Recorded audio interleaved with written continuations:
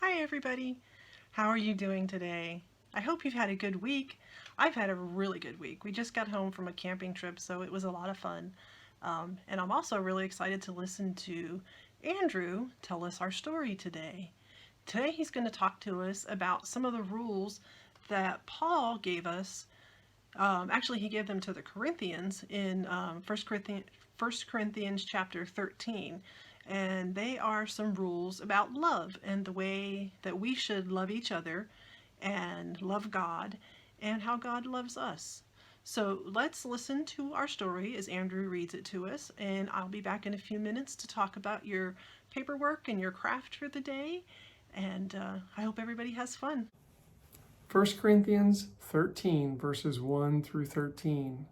Paul continued teaching the people in Corinth through his letter. He wrote, "If I don't have love, I'm like a clanging gong or a clashing cymbal. If I know everything but I don't have love, I'm nothing. If I give everything that I have but don't have love, it doesn't make any difference." Love is patient, love is kind, love isn't jealous, love doesn't brag, love isn't rude, love isn't grumpy, love is happy with the truth, love never fails. Now faith, hope, and love remain, these three things. The greatest of these is love. Why do you think love is the greatest thing? Why does love beat out even faith and hope? As a preacher, I'm often asked to use 1 Corinthians 13 in weddings. But you know, it was originally written because people were fighting over who was the most important.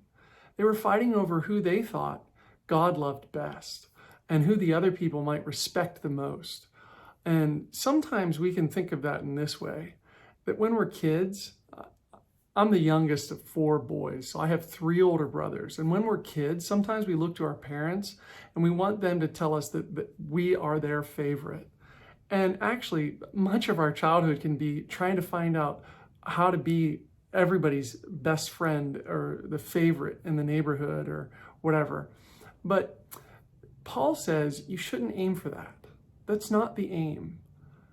It doesn't matter what your gift is. It doesn't matter what you're good at. The most important thing is to love others. Thank you, Andrew, for reading that story for us. It was really interesting to hear about the ways God says that we should love each other. We learned that loving others is the greatest way that we can show that we love God.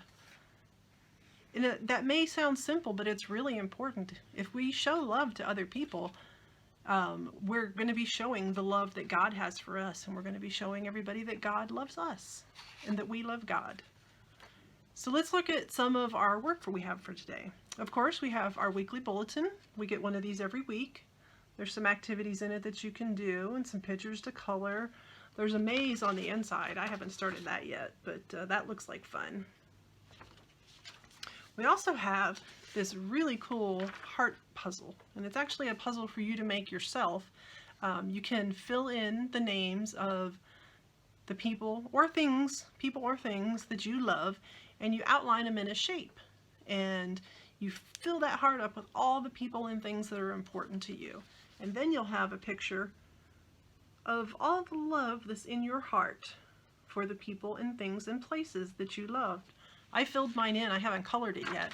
I ran out of room to write names because there's just so many important people in my life and so many people that I love.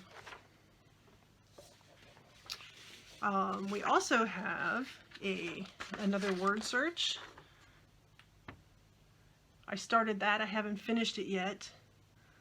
There's some words in there that go regular, there's some backwards, and there's some diagonal words. So that might be a little hard. You might need some help with that. And then here we have an activity, showing love to my community. This is something you guys can maybe work on throughout the week, or even longer. But if you do something for somebody in your community, or a friend or a parent, something nice, and you do things because you love people, And when you realize you did something, you could write it down. One way is volunteering your time. You could volunteer to help mom or dad with a chore, or you could volunteer to help a brother or sister with something. One of the other ways is to be polite to others. That could be just anybody you meet, just be polite. And being polite is just being nice to somebody, saying nice things or smiling at them. I love when people smile at me. I always try to smile big to people.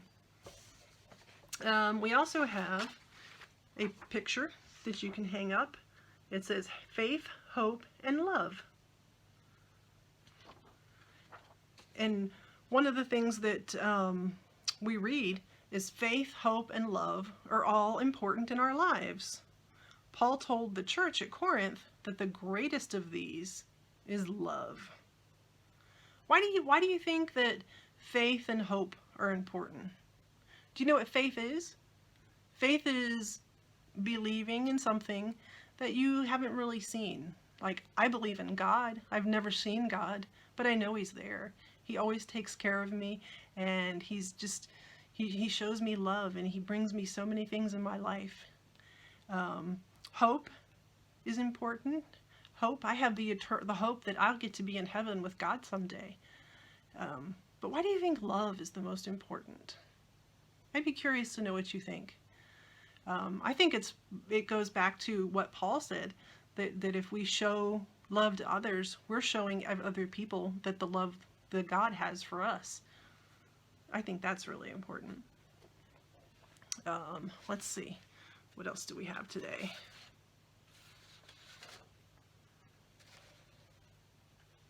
Oh yeah, we have another craft. Almost forgot to show you that. This is another one you can hang somewhere. It would look pretty in front of a window or something like that. It says, love God, love others. I like that one. I think it's pretty. We're going to read something out of Psalms 100, verse 5 real quick. Because the Lord is good, His loyal love lasts forever. His faithfulness lasts generation after generation. So what kind of love does God have for us? That verse says that He has good love for us. And how long does that last? Forever. God will always love us. God will always love you, and He will always love me. And that is just such a good thing for us to know and for us to remember. God will always love us. My friends, I thank you for joining us again today, and I look forward to next week when we get to hear another Bible story for somebody else. And don't forget, if you want to have mom or dad take a picture of you doing your craft or your paperwork, have them text it to me, and I'll include it in next week's video. Thanks. Bye, everybody.